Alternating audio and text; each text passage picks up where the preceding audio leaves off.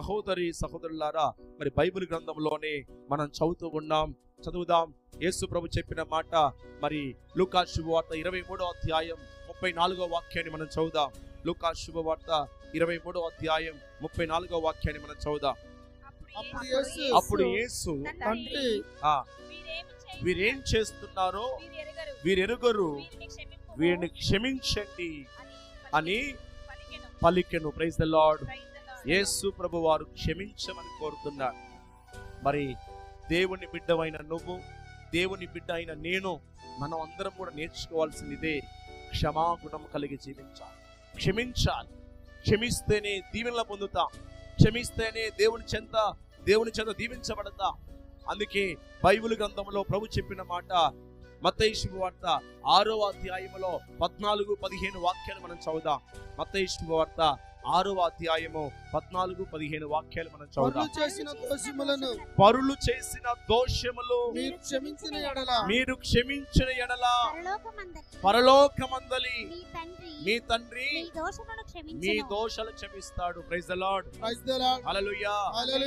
పరుల్ని మనం క్షమించినప్పుడు, పరులు తప్పుదాలను మనం క్షమించినప్పుడు, పరులు చేసినటువంటి అనేక రకాల తప్పులను మనము క్షమించినప్పుడు పరలోకంలో నీ తప్పులు కూడా క్షమించబడతాయి. మరి నీ తప్పులు క్షమించబడాలంటే ఏం చేయాలి?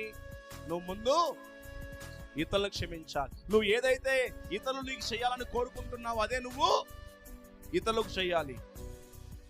ఇతరులు నిన్ను అందరూ ప్రేమించాలని కోరుకుంటే, అందరూ క్షమించాలని కోరుకుంటే నువ్వు కూడా అందరిని ప్రేమించడం, అందరిని క్షమించడం నేర్చుకోవాలి. Praise the Lord. Hallelujah. Hallelujah. Hallelujah. కాబట్టి ప్రియ దేవుని పిల్లారా, యేసు ప్రభు చెప్తూ ఉన్నాడు, పరులు మీరు క్షమించినప్పుడు మీ తప్పులు కూడా పరలోకములో క్షమించబడతాయి. తర్వాత వాక్యం చదవండి. పరులు చేసిన తప్పులను మీరు క్షమింపని ఎడల మీ తండ్రి మీ తప్పులు కూడా క్షమించడు అట. కాబట్టి నీ తప్పులు క్షమించబడాలంటే నువ్వు కూడా ఇతరుల తప్పులు క్షమించాలి, ఇతరుల దోషాలు క్షమించాలి. కాబట్టి ఈరోజు నువ్వు నేను మనందరము కూడా నేర్చుకోవాల్సినటువంటి విషయము ఇతరులను క్షమించడం, ఇతరులను ప్రేమించడం. ఎలా ప్రేమించాలి, ఎలా క్షమించాలంటే వాక్యములో ప్రభు చెప్తున్నాడు. మత్తయి శుభవార్త 18వ అధ్యాయములో 37వ వాక్యాన్ని మనం చదువుదాం. మత్తయి శుభవార్త 18వ అధ్యాయము 37వ వాక్యాన్ని చదువుదాం. మత్తయి శుభవార్త 35వ వాక్యం.